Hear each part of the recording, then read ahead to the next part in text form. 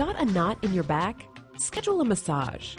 Looking for inspiration? Attend a talk with a world leader. Starts with an open internet. Or pop icon.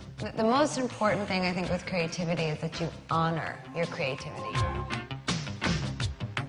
Free gourmet meals and shuttle rides aren't unheard of in Silicon Valley. But why does Google go above and beyond? Now that I've been spending a little bit of time here at the Googleplex, soaking up the corporate culture, chatting with Googlers, I'm starting to pick up on a trend. See if you can spot it. We are constantly looking to figure out, any type of program that will make Googlers happier, healthier, and more productive. They can collaborate and they can do the work in the most productive manner. We are, at the forefront of making people decisions and figuring out how to have a really productive workforce. Be more productive. More productive. And super productive.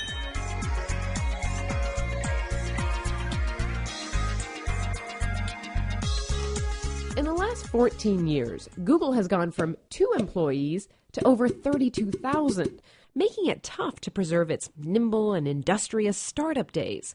To recapture that vibe, Google hires people analysts like Jessica Wisdom. We want to make them healthy and we want to make them happy, and the ultimate goal is, of course, to keep them here, to keep them, engaged in their work, and research does show that when people are happy, they're more engaged in their work and more productive. But Google doesn't subscribe to typical HR philosophies. This is the company whose data mining strategies created a multi-billion-dollar business. Google knew providing free, flavorful meals on campus would keep workers from straying too far from their desks. But it didn't just hire a chef and tell them to get cooking. It ran experiments, collected results, and analyzed them to carefully craft a healthy and appetizing menu.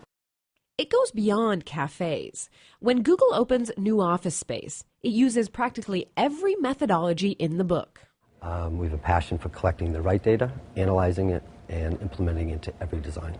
So from surveys of each individual person, to interviews, to brainstorms, we've even done psychological profiles over the years.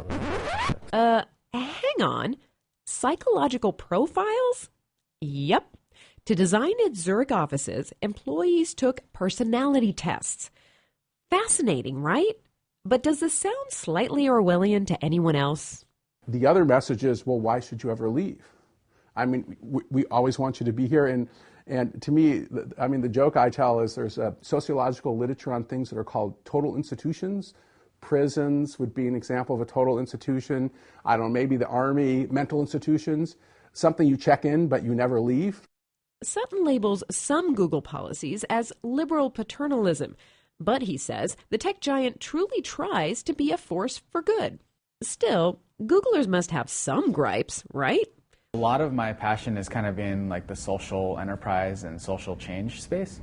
And so part of my main reason of leaving Google was there wasn't quite the opportunity for me there at the time to sort of have those passions filled. A common refrain among ex-Googlers. Eventually, they may want to invest all those long hours on their own project.